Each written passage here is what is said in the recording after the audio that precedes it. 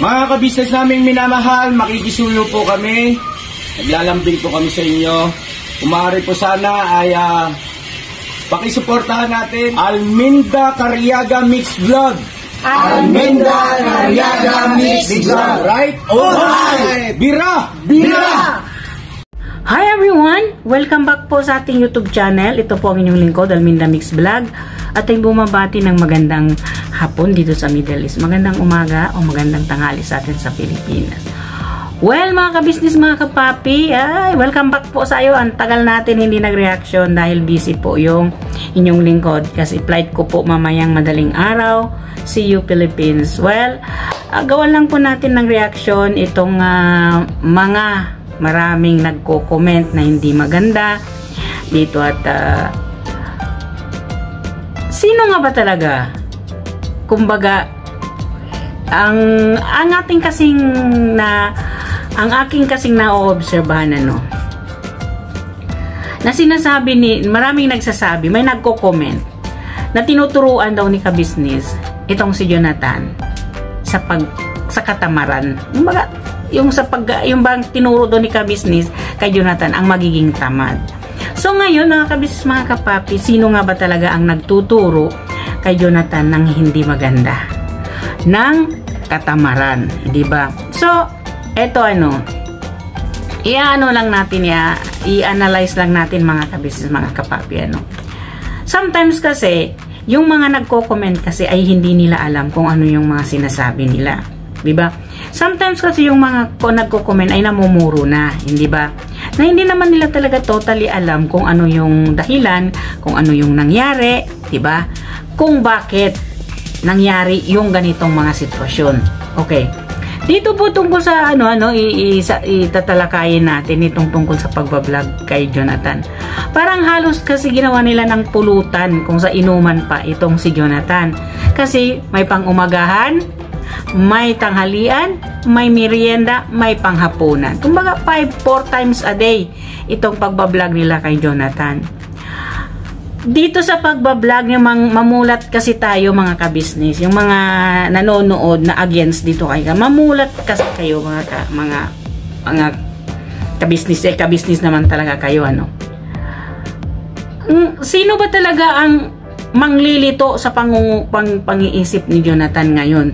Na alam naman po natin yung binablog ng dalawa na yan. Halos araw-araw yan na parang yan ng kinakain nila. Wala na silang ibang binablog kundi si Jonathan na lang ang kanilang content. Okay? Wala namang problema doon kung araw-arawin nila, minuto-minutuhin nila, diba? Wag lamang kasi sila na magsalita against para kasing nagpapahiwatig o nagpaparinig sila o nagpapasakalya sila dito para kay kabisnes tulad na lang nito. Bakit, Jonathan, narinig namin ayaw mo daw pumasok, nagdadalawang isip ka? Dahil ba nandito na kasi kami tumutulong sa'yo, diba? So, well, para sa ating mga kaalaman, yun sa pananalita na yun, ayaw na ayaw ninyong si Jonathan magtrabaho, diba? So, sino ngayon ang nagtuturo kay Jonathan sa katamaran? Diba? Siyempre, si Jonathan yan ay magdadalawang isip na yan kasi nandyan na nga. Ino-operan pa, gawa ng YouTube channel, mag-vlog na lang. Siyempre, yung blessing, nandyan Kumbaga, araw-araw, biniblessingan siya ninyo na kayong nagbablog, diba? Natural, tatamarin na yan Ayaw niya na yung magtrabaho. Kasi ginagawa ninyo na kasing pang-umagahan, nandun kayo, binablog ninyo kung magbigay kayo ng almusal. Pangtanghalian, kumbaga, hindi naman sa pag-aano natin, nakatulong naman talaga sila ngayon, di ba? Talagang nakatulong naman. Wala namang nagsasabi hindi sila nakatulong. Kumbaga, yung sa atin lang, na may nagsasabi kasi, may nagko-comments kasi, naging tamad, si kabisnes daw, ang nagturo kay Jonathan para maging tamad. So, ngayon dito lumalabas na, yung katotohanan na sino yung nagtuturo kay Jonathan para maging tamad. Hindi ba? Instead na bigyan nila ng bigyan nila ng confidence si Jonathan na para magtrabaho, para matuto. Ang sinasabi bakit, Jonathan, ayaw mo nang pumasok daw? Nagdadalawang isip ka dahil ba nandito na kami tumutulong sa'yo? Well, sa ganong sitwasyon na yun, parang walang isip. Diba? Parang walang isip kung magsalita, diba? Pasintabi lang po. Professional yan, Kumbaga, sa pag-iisip, talangka ang utak namin dyan sa nagbablog na babae na yan, hindi ba? So, dito na lang, di naman talaga ninyo naiisip, hindi naman talaga pupunta ninyo sa isipan ninyo. Siyempre, magdadalawang isip na yun si Jonathan Kasi halos lahat na talaga ibinigay ninyo, di ba? Lahat na talaga nandyan. Sa panahon ngayon, gusto ninyo talagang sapawan yung tulong ni Ka-Business dito kay Jonathan. Yun ang pinapakita ninyo sa mga viewers ninyo na kaya ninyong tapatan itong ginagawa ni Ka-Business noon kay Jonathan. So, well, wala namang problema yun, diba? Kasi binablog naman ninyo si Jonathan. Hindi naman tulad ni Ka-Business. Ang pagtulong niya, pero hindi araw-araw, hindi minuminuto ang pag-vlog niya kay Jonathan. Pero tinutulungan niya si Jonathan at saka si Nanay Marita, diba? Pero hindi yun buong minuto-minuto o oras-oras o sinasabi natin parang ginawa ng pulutan itong si Jonathan sa pagbablog nila. Kumbaga sa pagkain ba, umagahan, tanghalian, merienda at hapunan. Yun ang kanilang pagbablog dito kay Jonathan. Sino ba naman hindi magiging tamad? Siyempre nandyan kayo Nandyan yung bawat minuto ninyo, nandyan kay Jonathan. Tatanungin ninyo, anong gusto mong magmerienda, anong gusto mong ulam. Di talagang tatamarin yan si Jonathan. So dito sa nag-comment na ito, for your information, sinong nagturo ngayon sa katamaran ni Jonathan? Hindi mo ba naisip nung nandoon si Jonathan kay Ka-Business? Tinuturuan nila si Jonathan, tinuturuan ng mga Ka-Business si Jonathan kung paano maglinis, ng bahay, kung paano maglinis sa sarili niya. Yun lang, may bayad yun kay Jonathan. Maging malinis lang siya at malinisan niya yung nanay niya. So, at tinuturuan din siya kung paano, unti-unti kung paano yung anong klaseng trabaho o ano yung dapat gawin ng isang tao para kumita. Diba? So, dito, para kasing obviously, inahadlangan nila yung pagtatrabaho ni Jonathan dito kay Ka-Business. Diba? Bakit? Ando na ba yung agam-agam ninyo na hindi nyo na ma-vlog si Jonathan? Kasi lagi na lang content ninyo si Jonathan. Wala na kayong ibang content kung hindi si Jonathan. Sa bagay, kung tutuusin naman, malaki talaga yung views ninyo dyan kay Jonathan Nagkaka-views kayo at nagkaka-revenue kasi kayo dyan kay Jonathan. Kaya yan ang ginagawa ninyo. Diba? So, ngayon, sa nag-comment na ito, sino ngayon ang nagtuturo kay Jonathan para maging tamad na ayaw nang magtrabaho? Diba? Andyan sila. As ang sinasabi nila, andito naman kami tumutulong sa iyo, diba? So, kulang na lang ipagdidiin na huwag nang pumasok talaga. Para naman mayroon kayong iba-vlog araw-araw o minuto-minuto dito kay Jonathan. Kung ating iisipin mga Ka-Business, si Ka-Business hindi na nagbablog kay Jonathan. Maiba-vlog lang niya pag pumupunta doon. Kasi marami silang binablog Marami silang content, marami silang maisip na content na pwede naman silang kumita. Diba? Hindi tulad nitong mga to, kung hindi naman si Jonathan, siguro natatakot sila na wala silang kita. Hindi ba? Ganun lang yun mga Ka-Business, mga kapapi, At sana dito sa mga nagko-comment na ito, at sana dito sa mga supporters ng sa kabilang kampo, dito sa kay Renji at saka dito kay Thinking Body, mag-isip naman kayo bago kayo mag-comment, 'di ba? Ngayon, sa palagay ba ninyo na nagkagulo itong community ni Ka-Business nang dahil ba sa amin na mga reactor? Kasi yun ang sabi ni Thinking Body, nang dahil sa mga reactor bumaba at magkagulo at kumbaga kami kumbaga kami yung mga anay, kami yung anay na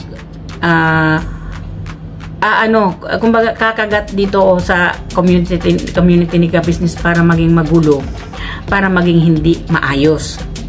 Diba? Kami ang sisira sa community ni ka-business. So well, hindi kami, kayo, ang sumira ngayon sa community ni ka-business na nanggaling naman kayo. Hanggang ngayon ay iisa yung community ninyo. Alam mo kung bakit? Dito kay Thinking Buddy at saka kay Renji. Dahil yung nanonood sa inyo, galing kay ka-business yan eh. Yung mga sympathizers ninyo na naging basya na ni ka-business yan eh. Diba? Hindi na lang talaga kayo nag-isip kung ano yung kabutihan ni ka-business sa inyo noon. Hindi ba? Hindi na lang ninyo iniisip kung bakit naging saan kayo ngayon. Diba? Lalo na itong si LB at saka si Renji. At mayroon pa ditong nag-comment na sinasabi niya 10,000 lang daw ang binigay ni ka-business sa pag-umpisa ng online selling ni Renji at saka ni LB. For your information, kung sino kang nag-comment, mali ka. Nakikoment ka, mali pa. Kumbaga nakikasawsaw ka, hindi ka pa tama. For your information, 40K ang binigay ni ka-business dito kila LB at Renji sa pag-uumpisa nila sa online seller. Hindi 10K, 40K. Diba? Kasi may sahod naman si Renji noon every month may sahod si Renji dito kay ka-business. Nung pumunta ito siya na humingi ng tulong na nagmakaawa na siya ay hindi makakaalis, na siya ay paalis sana pero wala siyang mapupuntahan at wala siyang matulugan, wala siyang matirahan na bahay. 'Di ba? 'Yun ang sabi niya dito kay ka-business. So si ka-business nagtiwala, tinanggap naman siya. Sa bandang huli, bong. Trinidor lang naman si ka-business nitong si Renji. Alam niyo kung bakit? 'Di ba? Bigla na lang gumawa ng kanilang YouTube channel. Tapos hanggang ngayong YouTube channel nila walang pasalamat kay ka-business, pero sinisiraan pa rin si ka-business hanggang ngayon. Kinakalaban pa rin nila si ka-business hanggang ngayon. Naggusto talaga nilang ibagsak ang community ni ka-business sa kanilang ginawang paulit-ulit. Ayan na naman, may bagong vlog itong si Elbet sa si Renji na ang nakapokus doon ang sinasabi niya, bakit ayaw mo na bang pumasok doon sa kanila?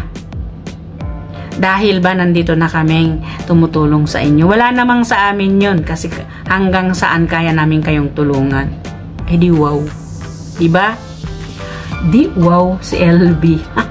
Wala ka lang naman talagang utang na loob sa ka-business. Diba? Paiyak-iyak pa kayo, pumunta doon kay ka-business, napapag-ayusin kayo. Samantala, ayos na pala kayo bago si Renji pumunta dyan kay ka-business, humingi ng tulong ng nagdrama. Ayos na pala kayong dalawang mag-asawa. Mayroon lang pala talaga kayong agenda. Tama na kasi, yung i-vlog ninyo ng i-vlog si Jonathan. Wag lang talaga ninyong, kumbaga,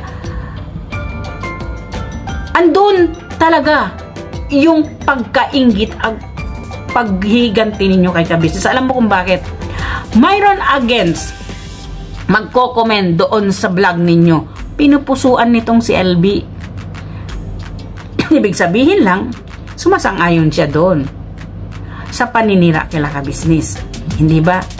So ngayon, sino sa mga reactor at sa inyo ang nanira sa community ni ka-business? Kaya lang naman kasi kayo iniwan ni ka-business o hiniwalayan ni ka-business na inayawang kayo ni ka-business. Pinutol ang connection ninyo ni ka-business sa kanila. Dahil naman sa paninira din ninyo sa reactor. Ngayon, itong mga nagko-comment sa inyo, galit na galit sa mga reactor kung kayo re-reactionan. Sino bang nag-umpisa? Di ba kayo? Hindi naman kami magre-reaction kung wala naman kayong gagawin na issue. Ang ini-issue ninyo lagi si ka-business. Hindi na ba kayo nagsasawa? Hindi na ba kayo namumulat-mulat sa inyong mga pangingisip? Dinurog na ninyo yung pagkatao ni ka-business hanggang ngayon, hindi pa rin kayo titigil, hindi ba? At saka dito, nang may nag-comment dito kay LB, for your information, Sumagot daw siya lalo na daw sa reactor na ano na yun, yung reactor na sabi niyang nakatalukbong. Andito ako. Huwag ka daw mag-comment kay Renji, dito ka sa akin mag-comment. Harapin mo ako ng personal nang makita mo naman kung ano yung pinagsasabi mo. Diba? Nanghahamon kayo, dyan kayo sa comment section. Huwag naman kayong duwag. Manghamon kayo, harap-harapan. Para malaman, sorry po, para malaman natin, hindi ba? Duwag lang naman yung mga naghahamon sa comment section na wala namang original na kanilang account. Purong fake account lang naman nila. Ibig sabihin, takot din kayo. Diba? Ibig sabihin, hindi rin ninyo kaya kaming mga reactor. Kasi nagtatago kayo sa mga fake ninyong account. Magpakatotoo naman kayo para naman maganda yung sagot namin sa inyo. Hindi yung nagtatago kayo sa mga peke ninyong profile, peke ninyong account. Hindi ba? Nakakatawa lang talaga kayo. Tapos galit na galit kayo, gusto ninyong manakit. Mga basher ni ka-business, hindi naman lahat, sa pasantabi rin naman, hindi naman lahat ng mga viewers nitong si Thinking Budget sa si Renji ay galit kay ka-business. Hindi naman lahat. Pero doon sa mga basher ni ka-business, galit na galit kayo, gusto ninyong manakit. Di puntahan ninyo si ka-business. Alam naman ninyo kung saan nakatira si ka-business, no? Diba? Galit na galit, gustong manakit ang mga basher kay ka-business. So, well, mga ka-business, mga kapapi, hanggang dito na lang ang aking reaction video. Sana po nagustuhan ninyo. Kung nagustuhan ninyo po, please like, please subscribe and likes and share and comments my video. And please don't forget to subscribe, Ka-Business Official, Papa Dins TV at Ka-Business Family. At Wakiwak TV, Kahimas TV, Papasundot TV, at ang 6 na kagwang, sina Intoy, Bay, Buknoy, Bornok, Bong at Bogi, at ang aking mga kasamahang reactor, sina Taong Gala, Nalisa Reality Vlog, Anime Reactors TV, Ma'am Fresh Channel, Kalingap Turak, PLC Katangay, at MK Inday Okray, at ang inyong lingkod po, Alminda Mix Vlog. Nagsasabi, may Allah bless us all. Maraming salamat sa inyong panonood, at never say goodbye. Tomorrow is another day. Bira banat, mga ka-business. Pag wala pa po akong vlog tungkol sa reaction, pag nag-vlog po ako sa airport, ibig sabihin, pag nag-upload po ako tungkol sa airport, umuwi po yun ako kasi mamayang madaling araw po ang aking flight papunta ng Abu Dhabi papunta ng Pilipinas. Bukas po nasa sa 16 po nasa Pilipinas na ako. So, well, bye-bye. See you again.